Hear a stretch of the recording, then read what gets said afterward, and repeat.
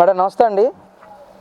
అమరావతి ఆంధ్రప్రదేశ్ రాష్ట్ర ఏకైక రాజధానిగా పార్లమెంట్లో కానీ అలాగే రాజ్యసభలో కానీ బిల్లు అయితే పాస్ అయింది. రాష్ట్రం అంతా కూడా పెద్ద ఎత్తున సంబరాలు చేసుకుంటూ ఉన్నారు. ఒకవైపు మోహన్ రెడ్డి గారు మాత్రం ఈ బిల్లును వ్యతిరేకిస్తున్నామని అంటూ కూడా మావిగన్ అనే పేరుని రాజధానిగా సూచించి మచిలీపట్నం, విజయవాడ, గుంటూరు హైవే మధ్యలో ఒక రాజధాని ఏర్పాటు చేస్తే బాగుంటుంది, దానికి మావిగన్ అనే పేరు పెట్టండి అని చెప్పేసి ఒక కొత్త రాజధాని పేరుని తెర మీదకు తీసుకొచ్చారు. ఒక మహిళగా జగన్ గారి కామెంట్స్ని సమర్థిస్తారా, లేదంటే రాష్ట్ర రాజధాని అయినటువంటి అమరావతిని సమర్థిస్తారా? మీ అభిప్రాయం ఏంటి? నమస్తే అండి. మరి ఈ రోజున వైఎస్ఆర్సీపీ నాయకుడు ఎవరైతే ఉన్నారో జగన్మోహన్ రెడ్డి గారు, మరి ఆయన మావిగన్ అనే పేరుతో మరి పెట్టాలని చెప్పేసి అడుగుతున్నారు కదా రాజధాని. మరి ఒకప్పుడు ఆయన ఏం చేశారంటే 3 రాజధానులు అన్నారండి. 3 రాజధానులు ఒకే దగ్గర డెవలప్ చేయకూడదు, అన్ని ప్రాంతాలను కూడా అభివృద్ధి చేయాలి. కాబట్టి కర్నూలు, అమరావతి, తర్వాత వైజాగ్ ఈ 3 ప్రాంతాలను కూడా రాజధాని చేస్తానని చెప్పేసి ఒకప్పుడు మరి జగన్మోహన్ రెడ్డి గారు చెప్పారు. అంతేకాదు అసెంబ్లీలో ఆనాడు జరిగిన చర్చ సందర్భంలో అసెంబ్లీ సాక్షిగా కూడా ఆయన అమరావతిని రాజధానిగా ఉండడానికి మేము ఒప్పుకుంటున్నాము, మాకు ఇష్టమే అమరావతి రాజధానిగా ఉండడం అని చెప్పేసి మరి జగన్మోహన్ రెడ్డి గారు కూడా ఆ రోజు చెప్పారు. మరి ఈ రోజున ఆయన ఏం చెప్తా ఉన్నారంటే అమరావతి వద్దు, ఆయన ఈ రాజధాని అమరావతిగా ఉండకూడదని చెప్పేసి ఆయనకి ఏదో కావాల్సింది ఏదేదో మాట్లాడుతూ ఉన్నారు. కానీ ఈ రోజున ఆంధ్ర రాష్ట్ర ప్రజలందరూ కూడా చూస్తూ ఉన్నారండి, ఈయనకి ఏమైనా పిచ్చి పట్టిందా అని చాలామంది కూడా అసలు ఒకసారి చూపిస్తే మంచిదేమో అనుకుంటున్నారండి జగన్మోహన్ రెడ్డిని. ఎందుకంటే ఒక సీఎంగా పరిపాలించినటువంటి వ్యక్తి మాట్లాడాల్సిన మాటలైతే కావండి ఇవి. ఈ రోజున చిన్నపిల్లాడి నుంచి ప్రతి ఒక్కరికి కూడా రాజధాని ఆంధ్ర రాష్ట్ర ప్రజలకి ఎంత అవసరమో కూడా ప్రతి ఒక్కరికి తెలుసు. రాజధాని ఉండడం వల్ల వచ్చే లబ్ధి కూడా ఎంతవరకు ఉపయోగపడుతుంది ప్రజలకు అనేది తెలుసు. మరి అలాంటిది మరి జగన్మోహన్ రెడ్డి గారు ఎందుకు తెలుసుకోలేకపోతున్నారు అనేది తెలియదు. మరి ఆ రోజున విశాఖపట్నం చేస్తానన్నారు, మరి అప్పుడెందుకు చట్టబద్ధత తీసుకురాలేదు? ఓకే 3 రాజధానులు చేస్తానన్నారు, కనీసం ఒక ఇటుకైనా పేర్చడానికి మీరు ముందుకు వచ్చారా? కనీసం 3 రాజధానులు అన్నారు, ఒక్క రాజధాని ఆ రోజు ఏమన్నారు, ఉగాది రోజున నేను విశాఖపట్నం వెళ్ళిపోయి అక్కడ ఉంటాను, అక్కడి నుంచే ప్రారంభిస్తాను, అక్కడ సేవలన్నీ కూడా మొదలెడతానని చెప్పేసి అన్నారు. మరి ఎందుకు కనీసం ఒక ఇటుకు పేర్చలేకపోయారు మీరు? మరి రాజధాని కావాలి ప్రజలకు అనుకున్నప్పుడు మీరు ఎందుకు చేయలేకపోయారు? ఏంటంటే మావిగన్ పేరేంటండి అంటే మీకు ఎంతసేపు గనలు ఉండాలేమో, ఆ మావిగన్ పేరులో కూడా గన కనబడుతుంది. ఎందుకంటే ఎవరిని ప్రజలను చంపే ఆలోచనలు ఉన్న వాళ్ళకి గనలు, తుపాకులు ఇవే కనబడతాయి, కానీ మంచి పేర్లు ఎందుకు కనబడతాయండి?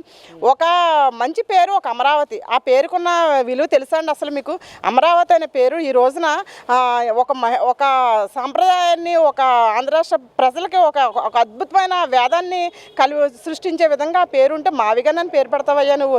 అసలు జగన్మోహన్ రెడ్డిని ఏ విధంగా అనాలి? మరి ఆ రోజు అంబటి రాంబాబు కానివ్వండి, పేర్ని నాని కానీ, జోగి రమేష్ కానీ వీళ్ళందరూ కూడా అమరావతిని రాజధానిగా ఉండడానికి మాకు అభ్యంతరం లేదని చెప్పేసి అసెంబ్లీ సాక్షిగా చెప్పారు. మరి ఈ రోజున మరి ఇలాంటి మాటలు, ఇలాంటి వ్యాఖ్యలు చేయడం వల్ల ప్రతి ఒక్కళ్ళు కూడా ఆయనకు అసలు మతిస్థిమితం సరిగా ఉందా లేదా ఒకసారి చూపిస్తే మంచిదని పరిస్థితి. ఒక విషయం ఏంటంటే అమరావతి విషయంలోనే కాదు, జగన్మోహన్ రెడ్డి గారు అసలు ఈ అమరావతి ప్రకటించేటప్పటి నుంచి కూడా ఈ రాజధాని విషయంలో జగన్ గారి తీరు ఎలా ఉందండి? అసలు జగన్ గారి తీరు ఏ విధంగా ఉందంటే, అప్పుడు ఆయన ముఖ్యమంత్రిగా ఉన్నప్పుడు రాష్ట్రాన్ని అతలాకుతలం చేసేసి ప్రజలకు ఏ విధమైనటువంటి మేలు కూడా చేకూర్చలేదు. కానీ ఈ రోజున మరి రాష్ట్రం ఎంత అధ్వానంగా ఉన్న పరిస్థితుల్లో కూడా మరి ముఖ్యమంత్రి చంద్రబాబు నాయుడు గారు కానివ్వండి, పవన్ కళ్యాణ్ గారు కానివ్వండి, లోకేష్ గారైనా ఎన్డీఏ కూటమి అంతా కూడా మరి ఒక మంచి ఆలోచనతో, ఒక విజనరీ నాయకత్వంతో ముందుకు దూసుకుపోతూ ఉంటే మరి ఏం చేయాలి, వీళ్ళని ఏ విధంగా మరలా భూస్థాపితం చేయాలి ఈ ఎన్డీఏ కూటమి అనే ఆలోచనలతోనూ ఆయన ఈ అమరావతి వంక అనేది ఆయనకు దొరికింది. మరి నిన్న చూసుకుంటే ఆయన ఏమంటున్నారంటే ఫ్లాట్లు ఇచ్చారా, ఫ్లాట్లు ఇవ్వాలని చెప్పేసి అంటున్నారు. మరి సుమారుగా మొత్తం చాలా మంది వరకు కూడా అందరికీ కూడా ఫ్లాట్లు ఇవ్వడం అనేది జరిగిందండి. ఇంకొక 650 మందికి ఎంతమందికి ఇవ్వాలని చెప్పేసి కూడా చెప్పారు. ఇలాంటి పరిస్థితులు, ఎంత అధ్వానమైన పరిస్థితులు రాష్ట్రం ఉన్నప్పటికీ కూడా ప్రతి రైతుకు కూడా మేలు జరగాలి. మీరు ఏం చేశారండి ఆ రోజున? అమరావతి అసలు ఆ స్థలం దేనికి పనిచేయదు అన్నారు, ఒక శ్మశానం అన్నారు, దేని ఉండడానికి పనిచేయదని చెప్పేసి అన్నారు. ఒక వేశ్యల రాజధాని అన్నారండి అమరావతిని.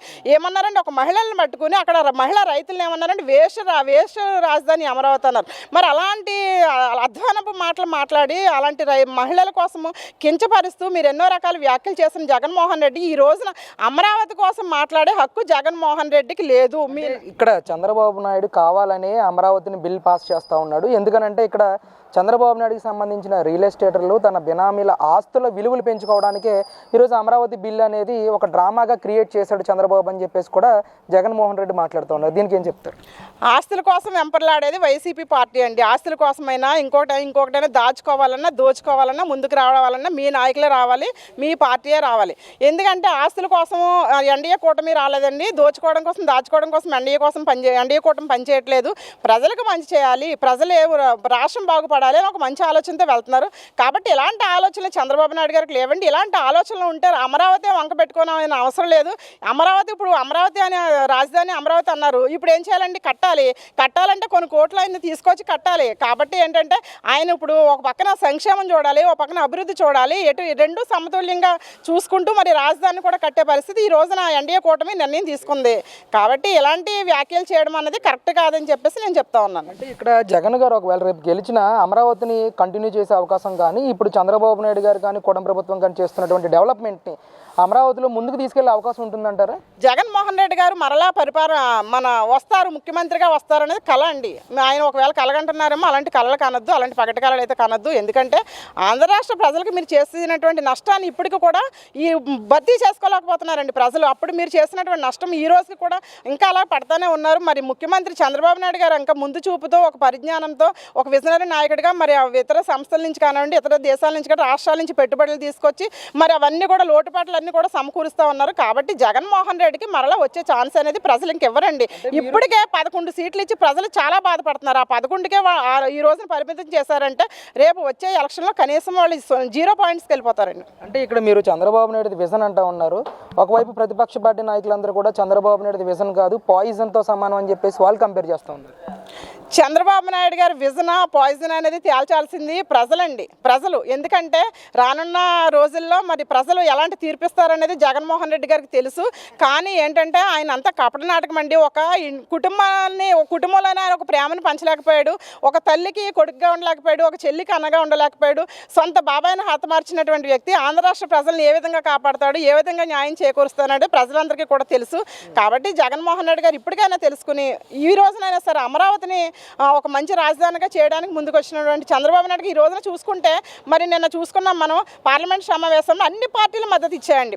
ప్రతి ఒక్క పార్టీ కూడా అమరావతి రాజధానిగా ఉండడానికి మద్దతు ఇచ్చే ఒక వైసీపీ పార్టీ తప్ప.